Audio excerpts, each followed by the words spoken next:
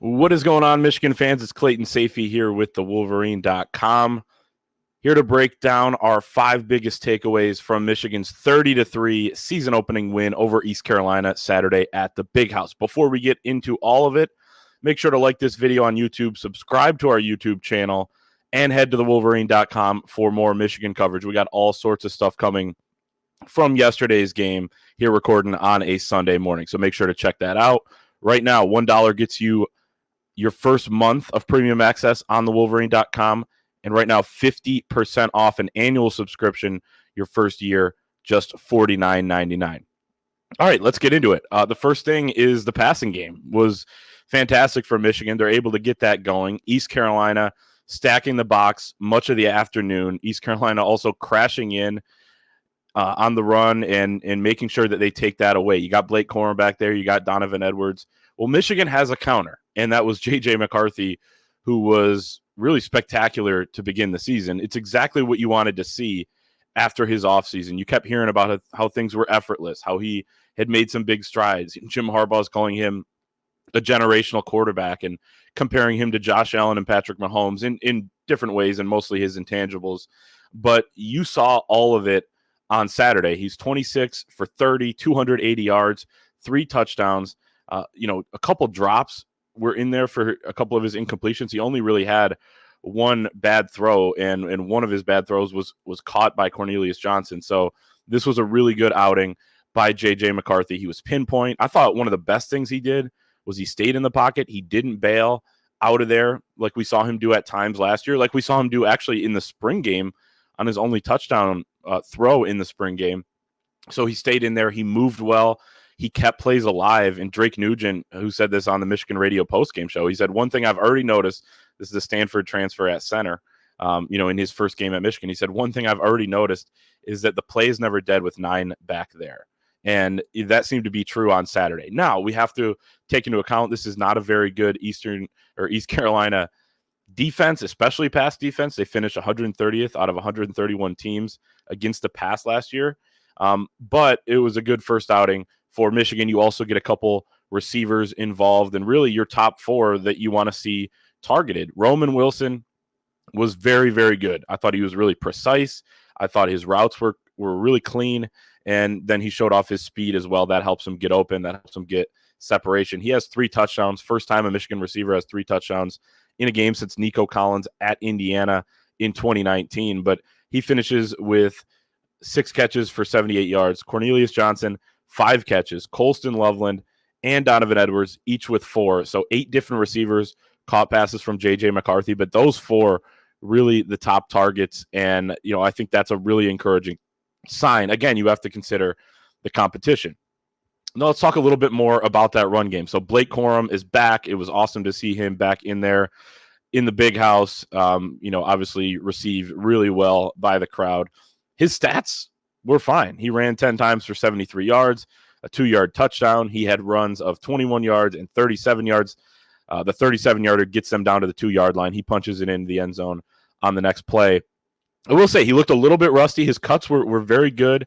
And he even said afterwards he had some things he wants to clean up. It's his first time getting hit since the Ohio State game last year when he tried to give it a go. So you got to kind of figure out where you're at in relation to other guys, knowing you're going to get hit. Even the eyes too, just reacting to having bodies all around you. So that's going to come, I think, in time. I thought he looked a step slow, from even last year, especially from 2 years ago. He has put it on a little bit of weight. But again, I think we could attribute some of that to him just being rusty. Overall, though, Michigan, you look at the run game numbers and they basically did what they were supposed to do. East Carolina is going to stack the box while Michigan's going to throw. So it's the first time in 2 seasons that Michigan didn't run in a game more than it threw. It was exactly 50-50, something Jim Harbaugh talked about coming into the season. 31 rushes, 31 passes. But the run game numbers, okay overall. I mean, 3.9 yards per carry. You want to get that up, but Blake Corum at 7.3. I thought one of the more frustrating things was Donovan Edwards not being able to punch it in at the goal line.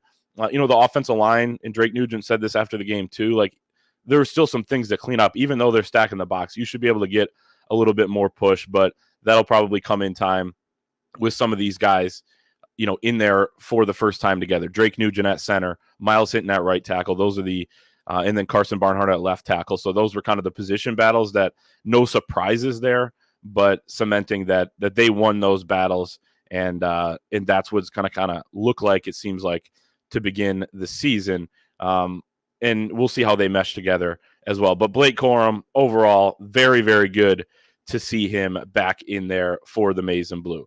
All right, let's flip over to the defensive side of the ball. Our third takeaway, with the Michigan defense not getting any sacks, just the third time in the last 2 seasons that the Michigan defense doesn't have any sacks. The other times, Illinois last year, also UConn. Have to note, though, East Carolina getting the ball out very, very quickly. That's kind of their MO. Last year, they ranked tied for 20th in the country with allowing only 15 sacks. So that's kind of the way they play, even with new quarterbacks back there.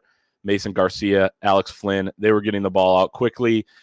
Jesse Minter said after the game, some of his pass rushers were a little bit frustrated that they didn't put any sacks up on the board. But the Michigan pass defense overall, without Will Johnson at corner and without Rod Moore at safety, was still very good. Only 4.6 yards per attempt for East Carolina.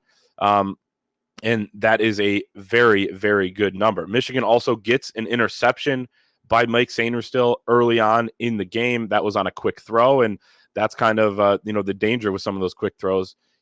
Mike Sainristil was right there. There was a little bit of pressure from Kenneth Grant on that play, actually a lot of pressure from him, even though it was a quick throw, and I thought Kenneth Grant had a very good game. As far as the shorthanded defensive backfield, I thought Keon Sabb played really well. He had a nice punch-out pass breakup early on in the game on a third down to get the Michigan defense off the field. Josh Wallace, in his debut, the UMass transfer, he almost had an interception as well. Maybe could have been, depending on the rule. It looked like it was really, really close there, and they overturned it after review.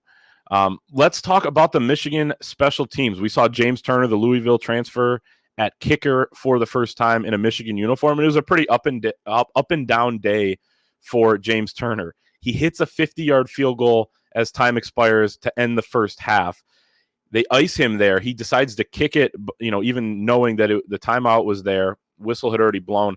He line drives it. He made that kick, but then he absolutely hits the next one perfectly, the one that counted, and a way better trajectory than the rest of his kicks all day long. It was much higher. It was much longer. Probably could have been through the uprights in good from 60-plus on that one, but he was hitting a little bit lower. That seems to be a trend for James Turner, at least in the first game. He missed an extra point.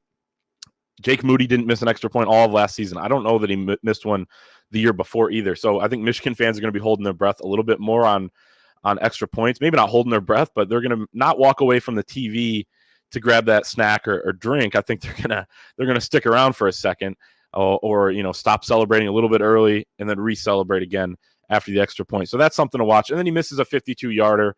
That one not super close, but keep an eye on James Turner back there.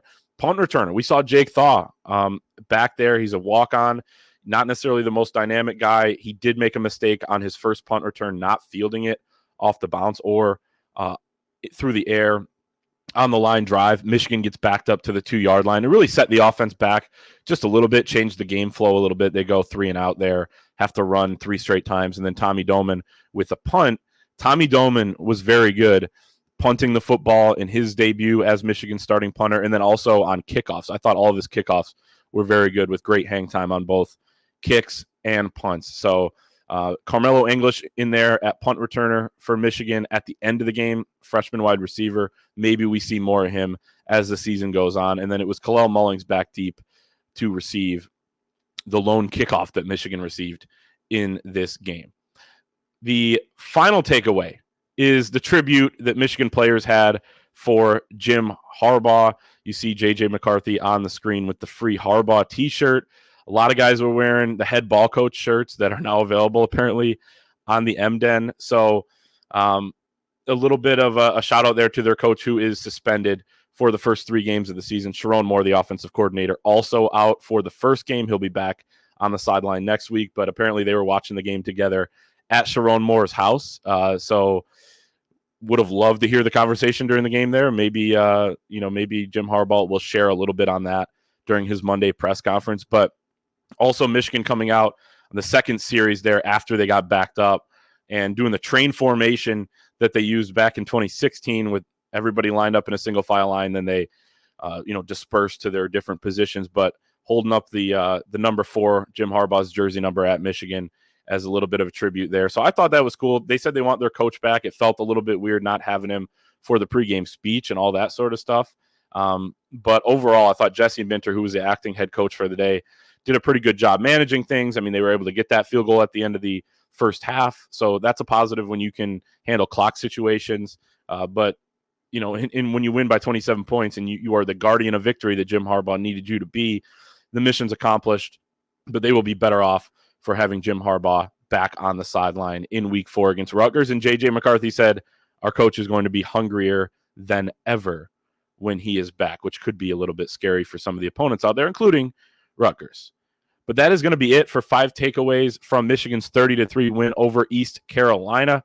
Again, make sure to like this video if you're excited about Michigan's win. If you want Michigan to win the national championship, hit that thumbs up button, subscribe to our YouTube channel, and as always, head to thewolverine.com for more Michigan football coverage. $1 for your first month of premium access, $49.99 for your first year. That is a special deal going on right now, so make sure to take advantage.